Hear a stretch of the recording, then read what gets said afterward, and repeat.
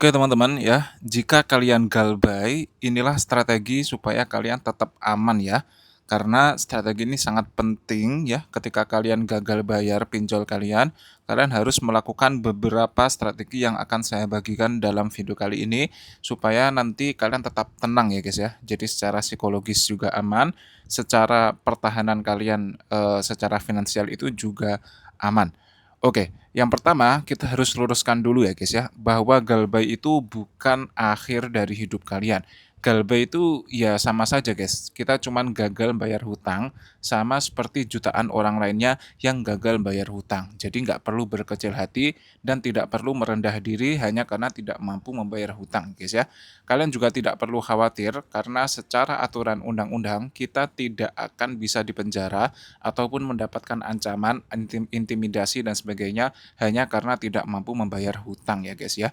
Jadi hutang itu ranahnya perdata dan juga bukan pidana. Kita tidak akan dipenjara lah atau mendapatkan kekerasan dan sebagainya. Bahkan kalau sampai kita mendapatkan ancaman atau kekerasan itu dari pihak pinjol, kita bisa melaporkannya ke pemerintah teman-teman.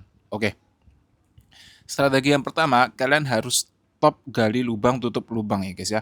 Maksudnya gimana? Kalau kalian gagal bayar di satu pinjol, kalian jangan sampai meminjam di pinjol lainnya hanya untuk membayar hutang di pinjol itu yang kalian galbay itu. Jangan sampai seperti itu. Itu memang terlihat instan dan terlihat mudah, tentu juga terlihat menggiurkan ya guys ya. Tapi justru itulah nanti yang membuat kalian itu jadi tambah pusing guys, karena tanggungannya itu bukan hanya di satu tempat, malah ada di dua tempat ya. Nanti ribet ya teman-teman, karena kalian melunasi hutang dengan hutang, bahkan hutang yang dipinjol baru itu nanti bunganya itu lebih tinggi ya teman-teman. Kenapa seperti itu? Karena kalian harus melunasi hutang sebelumnya yang sudah kena denda, kena bunga juga. Jadi kalian harus minjem lebih besar daripada hutang yang sebenarnya kalian harus lunasi gitu ya. Jadi gali lubang tutup lubang tuh salah satu bahkan satu-satunya cara yang pertama kali harus dihindari ya teman-teman. Oke, kalau kalian sudah, yang kedua kalian harus menstabilkan mental ya teman-teman. Kenapa menstabilkan mental? Maksudnya adalah stabil mental di sini supaya kalian itu nanti ini ya teman-teman, tidak merasa rendah diri atau mungkin merasa takut, khawatir. Karena kalau kalian sudah khawatir, sudah takut, itu energinya itu akan negatif ya teman-teman. Dalam artian kalian itu tidak bisa fokus untuk mencari ide-ide baru gitu. Karena kalian saking takutnya, saking khawatirnya dan sebagainya. Padahal kalau kalian tenang ya, kalian tahu ilmunya bahwa ini nggak mungkin dipenjara, ini nggak mungkin mendapat kekerasan. Kalau mendapat kekerasan kita bisa rekam, kita bisa lapor, kalian bisa tenang, dan kalau kalian tenang nanti kalian tuh bisa mencari peluang-peluang baru untuk menaikkan income kalian dan nantinya bisa terbebas dari jeratan pinjol ini teman-teman. Oke, yang ketiga kalian harus juga mengkontrol komunikasi ya teman-teman, khususnya dengan DC lapangan.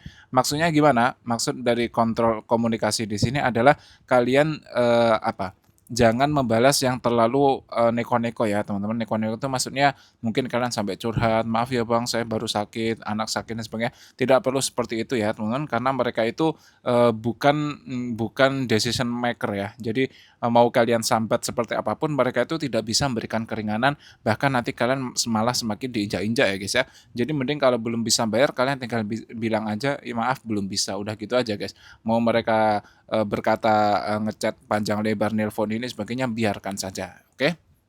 Bahkan kalau nanti mereka sampai spam-spam gitu, kalian bisa blokir saja nggak masalah ya teman-teman. Oke, selanjutnya ini strategi yang sudah mengarah ke finansial ya guys ya. Kalau tadi itu lebih ke psikologi. Yang pertama kalian harus memprioritaskan kebutuhan hidup ya guys. Makan, tempat tinggal, kesehatan ya. Itu harus didahulukan daripada hutang teman-teman. Karena ini kebutuhan primer. Jangan sampai kalian bayar hutang terus nanti jadi tinggal di mana? Tidak di rumah misalnya, jadi kesulitan tinggal atau nggak ada makanan yang layak, kesehatannya juga tidak terpenuhi dengan baik, itu jangan sampai ya guys ya. Itu hutang itu nanti saja, karena hutang ini bisa ditunda, apalagi kalau di Indonesia itu ada aturan ya teman-teman, bahwa bunga hutang itu maksimal hanya 100%. Jadi misalnya kalian hutang 5 juta ya maksimal nanti bunganya itu 5 juta, maksimal kalian harus mengembalikan 10 juta.